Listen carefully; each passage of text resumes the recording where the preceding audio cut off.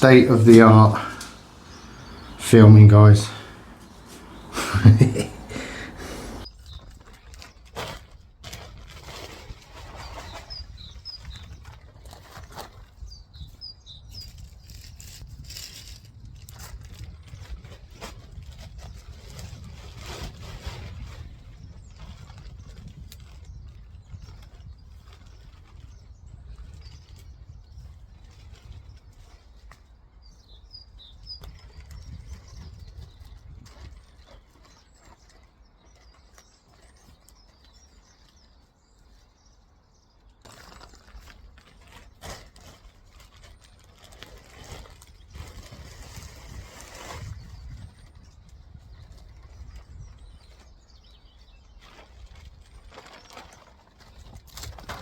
Doing a little jig, bed it all down.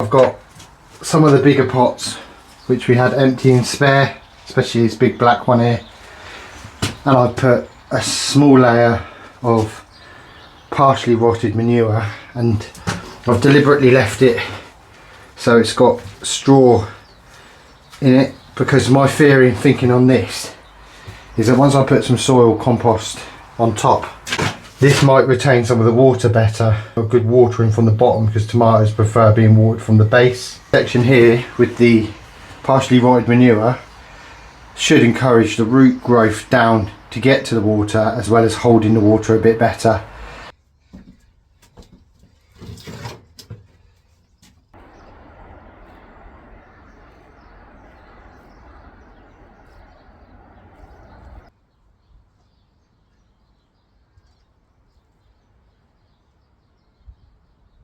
So I've been told this is the oldest manure pile, which means this is the one we need to be digging up, not the one I started on.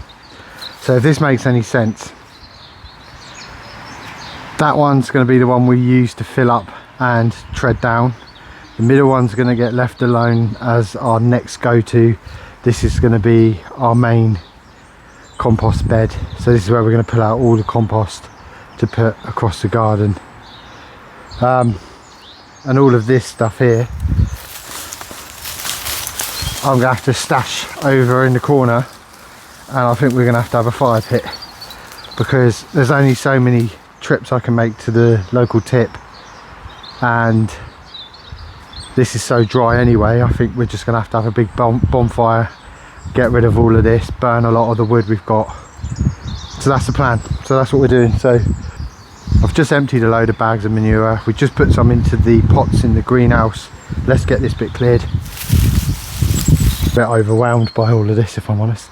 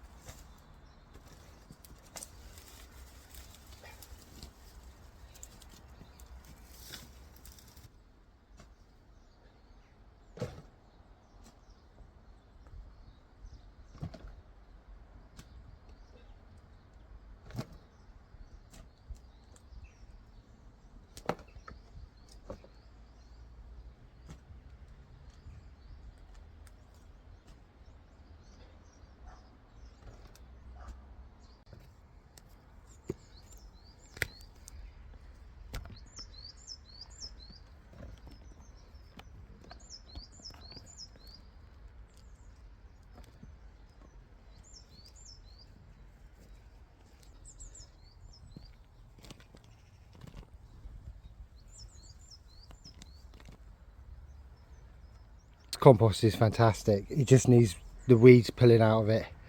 But organic matter wise, this is superb. Just a little bit of extra work to take these out.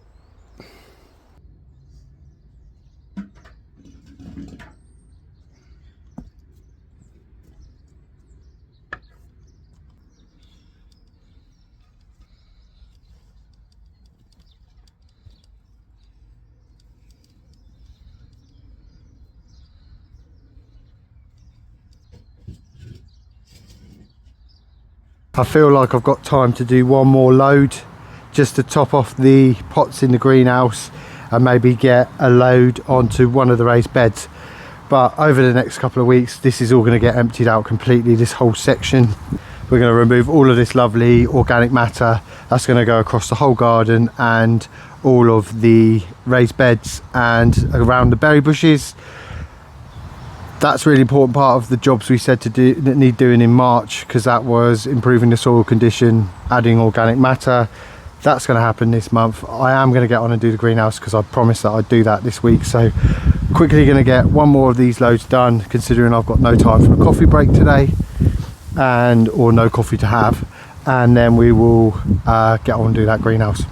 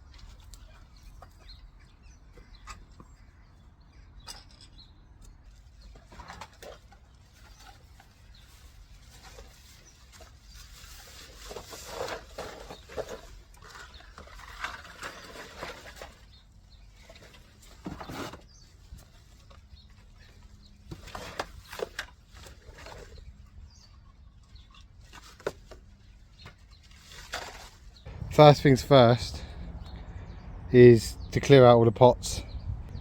I think we're going to bag them up, stick them in the shed up the top, and then work out what's to be kept and what's not.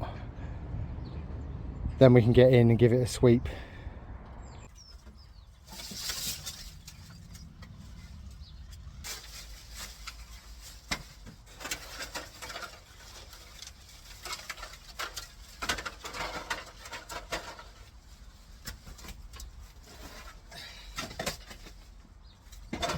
I have had all sorts of issues with my recording today.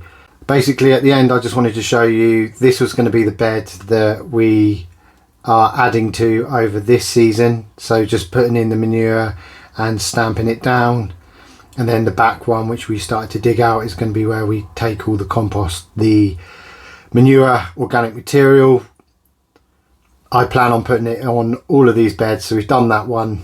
And then I pointed to this to say, like, I really don't like that section here. So the onions are coming up, but I am going to risk digging around and putting in the two raised beds because I just don't like the way, my OCD doesn't like the way it looks. And then I moved on to show the bushes that we cut back and removed the weeds and thorns. I've thrown out loads of buds in this lovely sunshine and good weather we've had this week. They're looking really nice and healthy.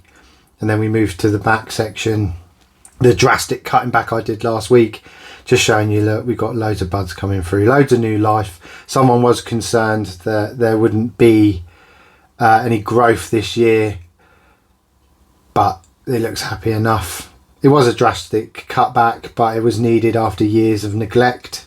Heading back into the greenhouse, those are the pots that we had prepared today with the organic matter in them.